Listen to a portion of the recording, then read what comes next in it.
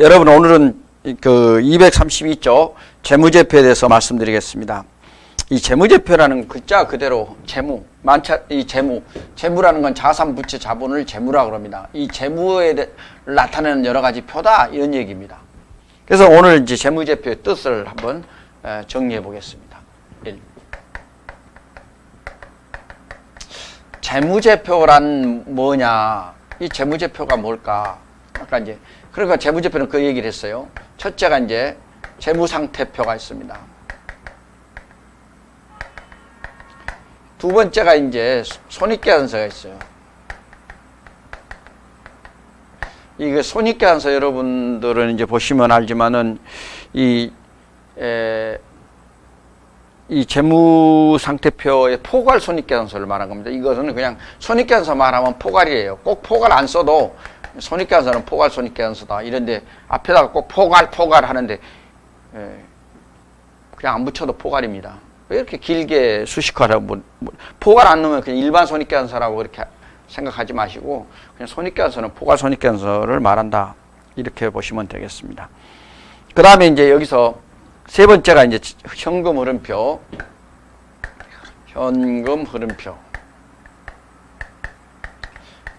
네 번째가 자본 변동표. 다섯 번째인데 다섯 번째는 표는 아니에요. 주석이에요.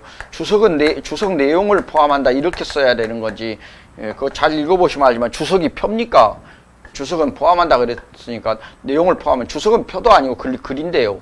표도 나타낼 수 있지만 표로 만들면 표도고 글로 만들면 이 주석이라는 것은 번호를 매겨가지고 그 밑에다가 매긴 겁니다. 그래서 주석 내용을 포함한다 이렇게 써야 되는데 출제위원들이 간혹 가다가 착각을 하는 건지 몰라서 무식해서 그러는지 하여튼 무식하면 좀 용감하다고 주석 이렇게 써놨는데 저 주석은 표가 아닙니다.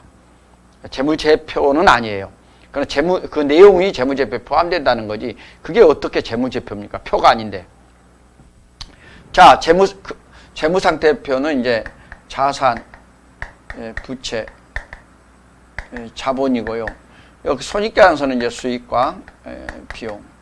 이런 것들이 이제 이런 내용들을 모두 재무제표라 이렇게 재무라 그렇게 얘기를 하는 겁니다.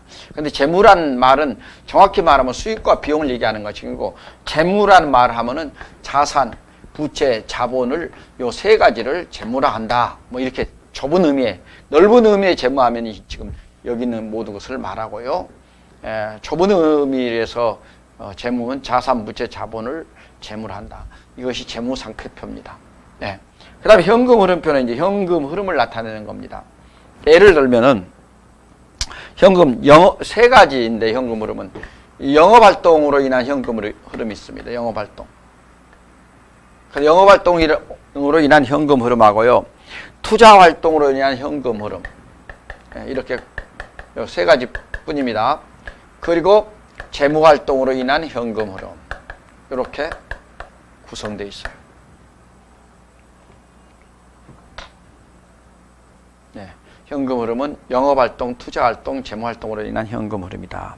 이렇게 보시면 되겠고 자본 변동표는 어떻게 구성되어 있냐면 우선 자본금하고요.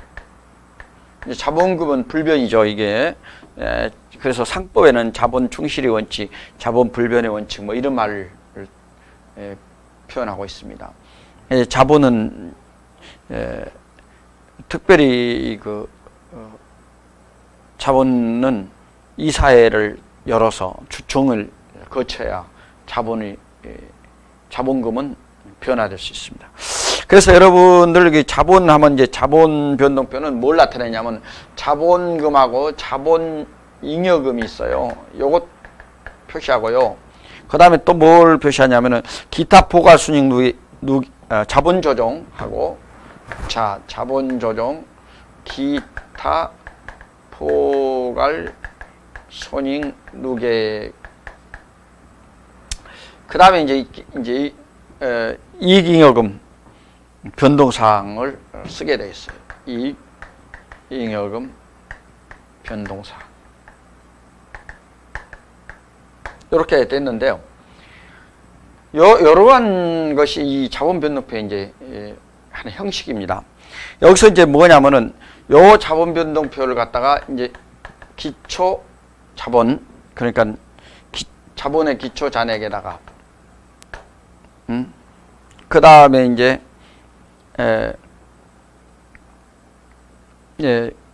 변동사항을 씁니다. 변동사항이 여기서 이제 예를 들면 자본조정이나 포괄수익 이런 변동사항들이 많아요. 이게 이런 변동사항을 쓰고 나면 이제 요것이 이제 기말 잔액이 되겠습니다. 이런 식으로 표현되고 있어요. 형식은 내용과 형식은 이렇습니다. 자, 여러분 이번에 이제 그 일반 원칙입니다. 재무제표 일반 원칙인데요. 요 재무제표의 일반 원칙을 보겠습니다. 일반 원칙. 이 재무제표 일반 원칙은 첫째는 이 재무제표 일반 원칙은 책에 보면 이제 계속기업 중요하죠. 계속기업인데 여러분 보시면 고잉 컨선이라고 해서 기업은 있잖아요. 한 번 이렇게 설립해 가지고 뭐 1년 있다 2년 있다 망하는 그런 개념으로 안 보고 계속적으로 나간다. 그래서 이제 요즘 우리가 기업회계 기준에 중단 기업인데 이건 중단 기업이라는 건 특수한 경우입니다.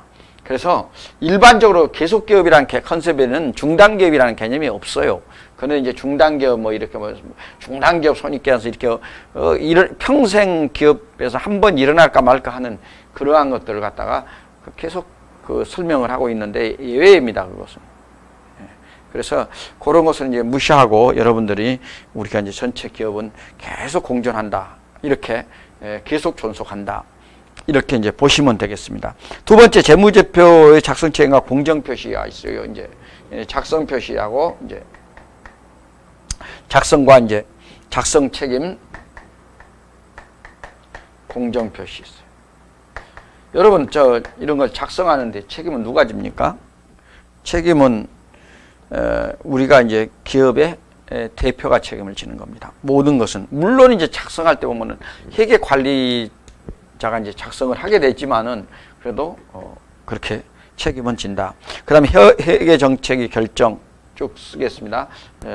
회계 정책 결정 보겠습니다. 자, 재무제표 항목과 항목이 구분과 통합 표시. 이거 무슨 말이냐면 이제 구분하고 재무제표 항목 구분과 통합 표시인데 통합이라는 개념입니다. 여러분들이 있잖아요. 이제 금액이 많으면 이렇게 분리하고요. 이제 조그만 금액들이 이제 독립을 시킨다, 분리한다는 말은 독립시킨다는 겁니다. 금액이 작은 것들은 이렇게 합쳐요. 같은 것끼리. 이런 걸 통합 표시라 이렇게 말합니다. 예를 들어 대표적인 것이 이제 외상 매출금하고 받으러 오면 비슷하잖아요. 그래서 이제 매출채권이다 이렇게 해가지고 재무제표 매출채권으로 표시하고요. 그 다음에 이제 잡비라든가 이런 것들은 이제 막 모아서 같이 표시하고 이런 것입니다. 이런 것들입니다. 그 다음에 이제 정기예금 무슨 예금 이런 거 보통 예금 다 합쳐가지고 재예금 이렇게 표시한다든가. 또 특허권, 신령신화권 이런 것 있잖아요. 디자인권, 상표권 이런 것 등을 합쳐서 산업재산권 이렇게 표시하고요. 이렇게 나누어서 표시한다. 합쳐서 표시한다는 것이 이제 통합 표시입니다. 그 다음에 이제 비교 재무제표를 작성한 건 정기와 단기로 나눠서 작성하는 것이고, 여섯 번째 보시면은 재무제표 항목의 표시와 분류의 계속성. 그런데 여러분 이제 뭔지 한번 이렇게 분류해 놓으면 웬만하면 자꾸 변경시켜서는 안 된다는 겁니다. 계속성을 가져야 되는 겁니다. 그래서 그 다음에 양식. 이제 그 양식에는 우리가 일반적으로 이제 이 양식을 얘기할 때는 무슨 양식이 있어요? 보고식과 개정식이 있습니다. 이렇게 두 가지. 요약식이라고 하는 것은 보고식이든 개정식이든 줄여서 이렇게 중량 이렇게 합쳐가지고 이렇게 간략하게 쓴 것을 요약식이라고 그러지. 양식은 아닙니다. 요약식이니까 식자 들어가면 양식이다. 형태를 포맷을 얘기할 때는 형태가 다르죠. 개정식은 T 개정식으로 되어 있고 보고식은 쭉 밑으로 내려 있고요. 예, 그런 겁니다. 그 말을 잘 몰라가지고 뭐 종류라니까 요약식 뭐 무슨 뭐 그렇게 쓰는 책을 보고 깜짝 놀랐어요. 예, 뭐 개념을 공부를 안 한 것 같아요. 자, 모르면은 사전 찾아보고, 안 되면 인터넷이라 뒤져보면 되죠. 인터넷 없으면 사전 찾아보고. 자, 도서관 안 가죠? 그럼 안 된다. 자, 재무상태표. 이 재무상태표가 뭐예요? 이제 조금 우리가 재무제표는 뭐냐 설명드렸고, 그 중에 재무상태표 요거 한번 볼까요? 재무상태표는 이제 여기서 자산, 부채, 자본 요걸 나타내는 표예요. 그러면 두 번째가 이걸 이제 정태적 보고서라고 합니다. 왜냐하면 자산, 부채, 자본이 손익계산서에 비해서 이제 유동성이 작고 고정되어 있기 때문에 이걸 우리는 정태적이다 이렇게 표현합니다. 세 번째가 일정 시점이에요. 일정 시점의 재무 상태를 나타낸 것이다. 무슨 뜻이냐면 이건 1월 1일 아니면 12월 31일 아니면 뭐 6월 30일 이런 식으로 일정한 시점에 의해서 재무상태표를 만들기 때문에 우리는 일정한 시점의 재무상태라 이렇게 표현하고요. 네 번째 볼까요? 또 그 자산은 뭐야? 자산이라는 여기요. 자산은 뭐냐면 자본의 운용이다. 이런 개념을 갖고 책을 좀 보십시오. 운용이라는 건 이제 사용 이런 뜻입니다. 그다음 다섯 번째가요. 이제 부채 자본은 부채와 자본 요 개념은 자본의 조달의 개념입니다. 조달. 요런 하나의 부채와 자본은 자본의 조달이다. 이렇게 이제 보시면 되겠습니다. 여섯 번째는 이제 여섯 번째는 재무 상태표 양식이 있어요. 양식. 그런데 이 양식은 보시면은 보실까요? 양식. 요 재무 상태표 양식에는 우선 아까 말씀대로 보고식이 있고요. 개정식이 있습니다. 요게 두 가지예요. 요약식은 양식이 아니고 이거에 대해서 요약한 겁니다. 그렇기 때문에 줄여서 이렇게 쓴 겁니다. 그래서 이제 이러한 것이 있다. 이렇게 보시고 이런 뜻은 이제 이렇습니다. 여러분 또 네 번째 보시면은 이제 재무상태표 작성 기준이 있습니다. 여러분 재무상태표 작성 기준 한번 볼까요? 여기 시험에 이건 잘 일반 원칙은 잘 안 나오는데요. 어쩌다 나오고 이것은 잘 나온 한번 볼까요? 우선 구분 표시입니다. 구분 표시라는 건 뭐예요? 예를 들면은 이제 그 항목 각각 있어요. 예를 들면 유동자산, 유동자산, 비유동자산 이거 구분 표시해야 돼요. 잉여금도 자본잉여금, 이익잉여금 구분 표시하고 이렇게 해서 각각 나누어서 표시한다는 겁니다. 부채도 유동부채와 비유동부채 이렇게 구분 표시하고 이거 구분 표시하라. 나누어서 표시하라. 자, 두 번째 여러분 보실까요? 총액주의가 있습니다. 총액주의. 총액주의. 총액이라는 것은 이제 전체 금액을 해라. 이런 얘기인데요. 무슨 뜻이냐면, 내가, 받을 것 5만원, 줄 것 3만원, 그러면 이제 2만원 남잖아요. 그럼 2만원만 이제 받을 것 이렇게 쓰지 말라는 거죠. 줄 거, 받을 거. 그러니까 외상, 이렇게 이제 서로 상계시키지 말아라. 이게 총액주의입니다. 총액을 표시한 겁니다. 특히 수익에서 비용 딱 빼버리고 순이익만 표시한다면 재무제표가 안 되겠죠. 이런 뜻입니다. 그래서 이 총액을 기재하라. 그 다음에 이제 1년 기준이에요. 1년 기준. 1년 기준은 1년을 기준으로 유동자산과 비유동, 유동과 비유동을 구분하는 겁니다. 1년 기준으로. 그래서 1년 기준으로 해서 장기와 단기를 구분하고 이런 개념으로 보시면 되겠습니다. 그 다음에 이제 잉여금의 구분은 여기 아까 구분 표시는 이제 유동자산, 비유동자산 이런 식으로 1년 기준하고 비슷하지만은요, 여기 또 다른 게 뭐냐면, 뭐, 유동자산을, 예를 들면 유동자산에서 당좌자산, 그 다음 재고자산, 이런 식으로. 비유동자산은 또 어떻게 돼요? 비유동자산은 투자자산, 그 다음에 이제 유형자산, 무형자산, 뭐 기타 비유동자산 이런 식으로 이렇게 분류를 하는 것이 이제 구분 표시가, 이것도 구분 표시라 그럽니다. 구분 표시가 되는데, 여기서 이것은 이제 1년 기준이 아니고 유동성에 의해서 구분하는 것이고, 예, 구분 표시는 그 다음에 이제 1년 기준에서 유동자산, 비유동자산을 구분한다. 이런 얘기입니다. 그래서 이제 여러분들 잉여금은 이제 자본잉여금과 이익잉여금을 구분한다. 예, 이런 얘기입니다. 이런 얘기예요. 그 다음에 여기 유동성 배열법은 이제 유동성이 빠른 거, 현금화가 잘 되는 거, 그걸 유동성 배열법이라 이렇게 말하고요. 그다음 6번째가 이제 미결산 항목 및 비망 항목의 표시인데, 여러분 미결산이 이제 한번 앞에서 했는데요. 가지급금, 가짜 들어간 거, 가수금, 뭐 이런 것이 미결산 항목입니다. 가짜가 임시라는 뜻이에요. 임시계정.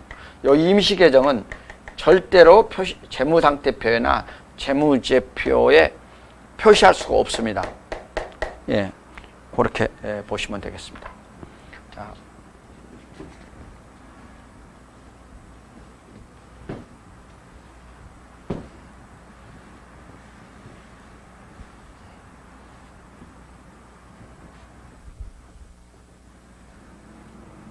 자, 다음은요, 여러분 손익계산서를 한번 보겠습니다.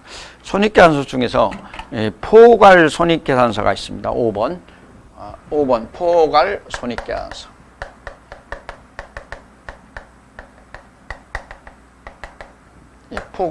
포괄을 하면 이제 그냥 해도 된다 그랬습니다. 그러나 이제 포괄로 썼다가 이제 손익계산서 썼다 해도 포괄 손익계산서다. 이런 겁니다. 왜 그럼 옛날에는 그랬냐면은, 그전에는 이 포괄 손익 누계액이라고, 포괄 손익 누계액, 요것이 이제 새로 이제 포함을 시켰거든요. 이걸 포함시키다 보니까 포괄이란 말을 썼던 겁니다. 예. 그렇게 하시면 되겠습니다. 그래서 이제 손익계산서도 한번 정리를 해볼까요? 우선 손익계산서는 첫째, 수익과 비용을 나타내는, 즉 경영성과죠. 경영성과를 나타내는 거예요. 여기는 재무상태를 나타냈는데, 이제 일정한 시점에 재무상태를 나타냈는데, 여기는 일정 기간의 경영성과를 나타내는 거예요. 경영성과는 무슨 뜻이냐면, 한 해 손익의 결과예요.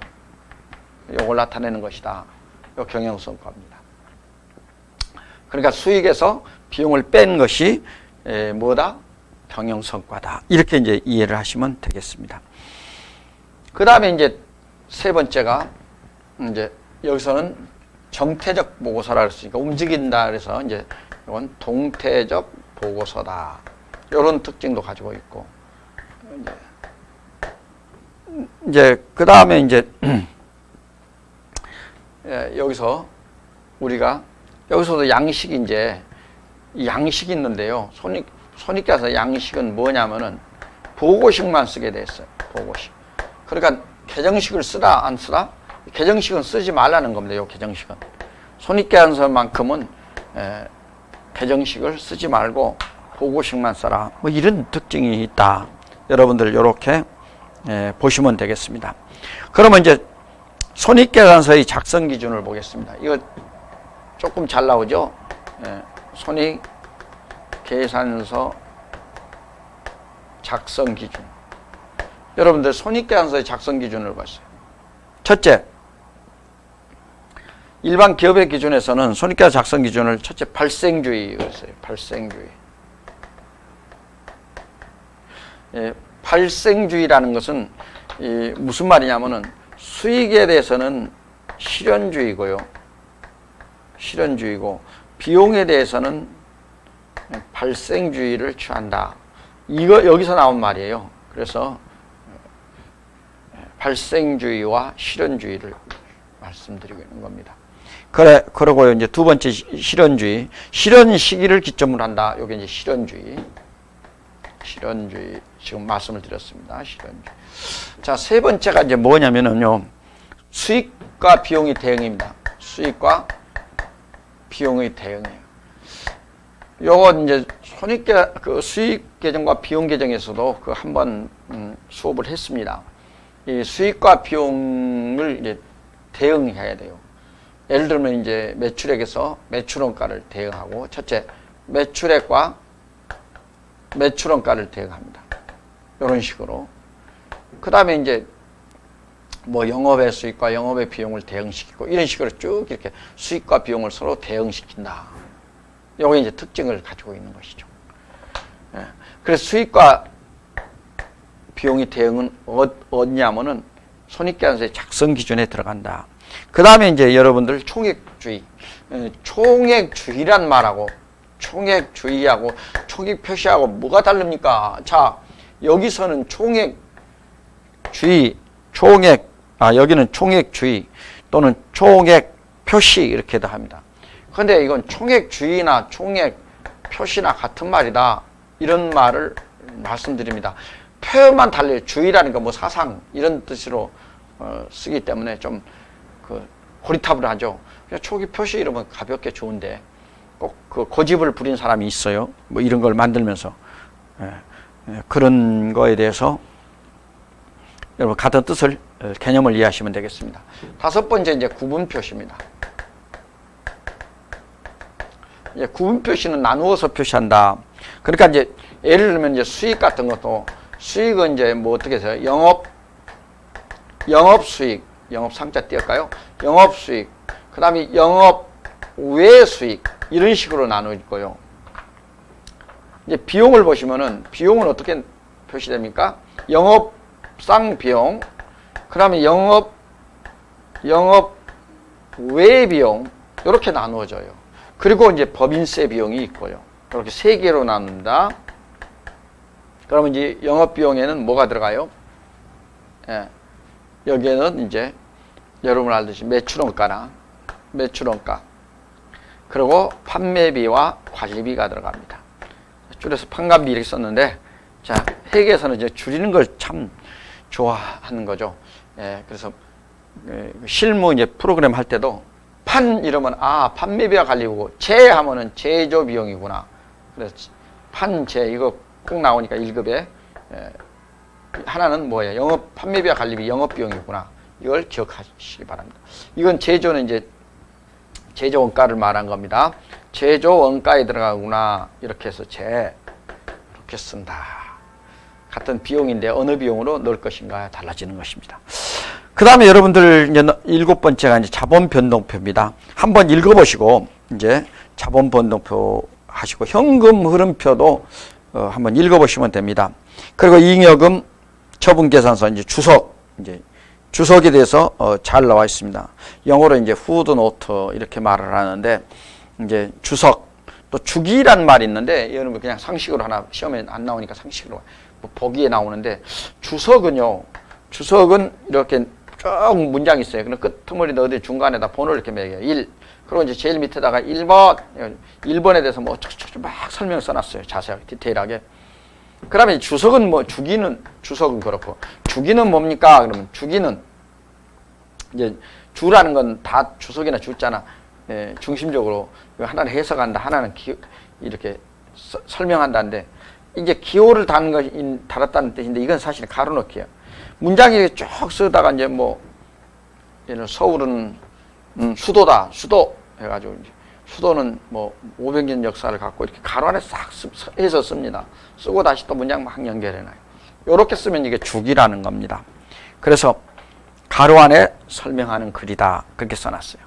자, 여러분, 여기까지 해서 본문을 가볍게 설명드렸고요.